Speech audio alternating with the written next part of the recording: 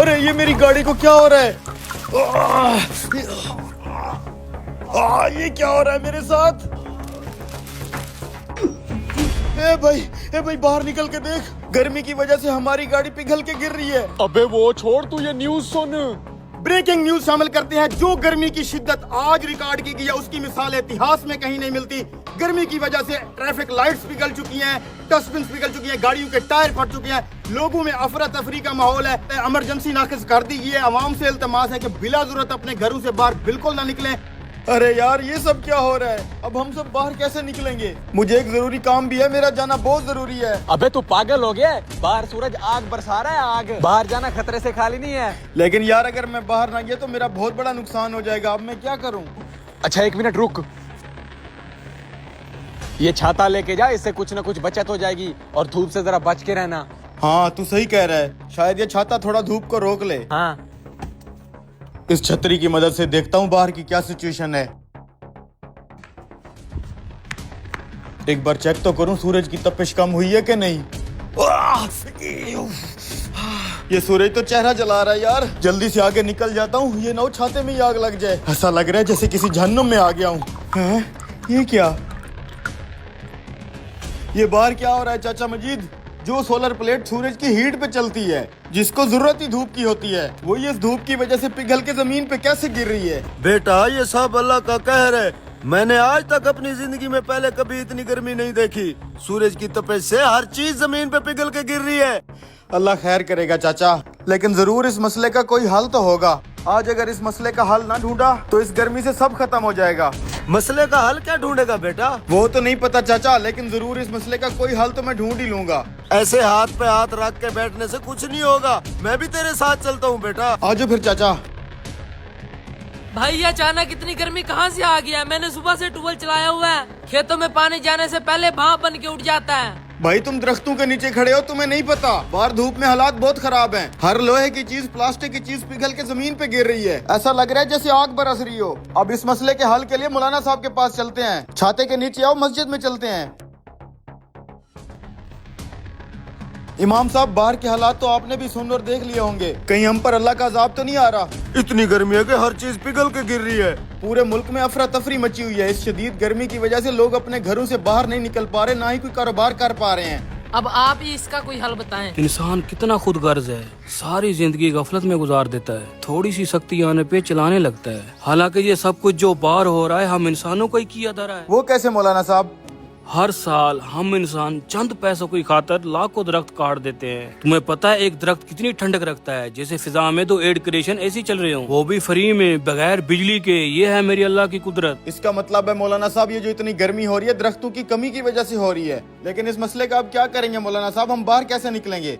इस मसले का एक ही हल है, जल्द से जल्द जितने भी दरख्त लगाओगे उतना ही जल्दी ये गर्मी कम होगी। मौलाना साहब हम अपने हिस्से का दरख्त तो लगा लें, लेकिन हम लोगों से कैसे लगवाएंगे? बेटा तुम अपने हिस्से का दरख्त लगाओ, बाकी सब लोग भी जरूर लगाएंगे। बात तो ठीक है भाइयों, अब भी अगर हम दरख्तों को काटते रहेंगे तो ये दुनिया इधर ही जहन्नम बन जाएगी। दोस्तों जब आखिरी दरख्त कट जाएगा, आखिरी मछली पकड़ी जाएगी और दरिया आलूद हो जाएंगे, तब हमें एहसास होगा कि करेंसी नोट ना खाए जा सकते हैं और ना ही पिए। दरख्त लगाना सिर्फ नेकी ही नहीं, हमारी आने वाली नस्लों का हक है। आए आज मिल के एक दरख्त लगाएं और कल का बेहतर पाकिस्तान बनाएं।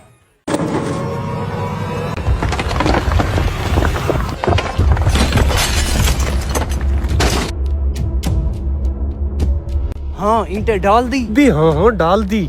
जो मैंने बाइक के इर्द गिर्द दायरा लगाया था वहीं डाली थी ना? अरे हाँ यार, दायरे के अंदर डाल के आ रहा हूँ, लेकिन होगा क्या इससे? अब देख के आ, बाइक खड़ी है कि नहीं? खड़ी थी, अभी तो आ रहा हूँ। दोबारा जाके देख। पता नहीं तू कर क्या रहा है, मुझे तो कुछ समझ नहीं आ रही। बाइक कहाँ गई? और इतनी जल्दी इतना बड़ा चट्टा कहाँ से आया?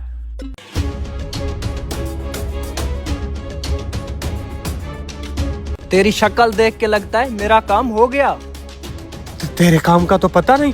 अभी वहाँ पे बाइक खड़ी थी, जैसे ही मैं अभी गया ना, बाइक गायब और वहाँ पे ईंट का चट्टा रखा हुआ था। भाई वो सारा काम उस दायरे का है जो मैं लगा के आया हूँ। क्या मतलब दायरे का काम? वो एक जादुई दायरा है। मैंने तुम्हें जानबूझ के वहाँ ईंटें डालने को कहा ताकि बाइक ईंटों के चट्टे में गुम हो जाए। जा बे, ये जादू वादू 500 साल पहले हुआ करते थे। अभी 2025 चल रहा है, सीधे तरीके से बता, ये चट्टा कैसे बना? सीधे तरीके से ही तो बता रहा हूँ, वो एक जादुई दायरा है। चल मान ली कि वो एक जादुई दायरा है। तूने ईंटें डाल के बाइक को चट्टे में तब्दील करा दिया। ये बता, ये सारा जादू तेरे पास कहाँ से आया? तूने कहाँ से सीखा? ये जादू वादू हमारे परदादा जी करते थे, उनके बाद दादा, दादा के बाद अब्बू, अब्बू के बाद अब मेरी बारी। बे हरामखोर, अगर तुम लोग इतने ही टैलेंटेड हो तो जादू से पैसा बनाओ ना। मेरे साथ ये दिहाड़ी पे मजदूरी करने क्यों आ गया? यही तो मसला है ना, इस जादू से हम पैसा नहीं कमा सकते। ओए मंजूर है, ठेकेदार का बुलावा, अल्लाह खैर करे, जल्दी आ। जी ठेकेदार साहब, यहाँ पे मेरी बाइक खड़ी थी, कहाँ गई? जनाब हमें क्या पता, हम दोनों तो ईंटें उठाने में मसरूफ जी थे। जी, तुम्हें पता नहीं तो और किसे पता होगा? वो शफकत को पता होगा जनाब। उसे बुला के ले आ। अभी बुलाता हूँ मैं। शफकत भाई, आपको ठेकेदार बुला रहे हैं। काम तो खत्म हो गया, अब क्यों बुला रहे हैं? मुझे क्या पता भाई, चल के खुद ही पूछ ले। फोरमैन साहब, आपको भी बुला रहे हैं। तुझे दिखता नहीं? मैं हाथ मुंह धो के जा रहा हूँ, काम की छुट्टी हो गई है। ठेकेदार ने बुलाया है। हाँ हाँ पता है मुझे, जब भी उन्हें काम होता है ना फोन करके पूछ लेते हैं, तुझ जैसे चमचे को नहीं बेचते, जा यहाँ से।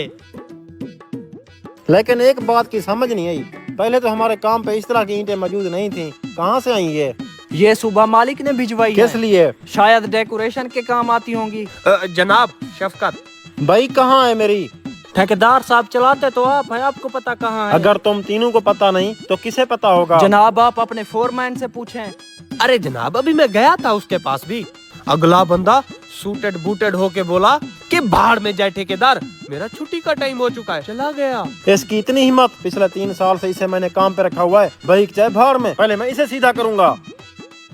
मुंह क्या देख रहा है, जाके काम करना।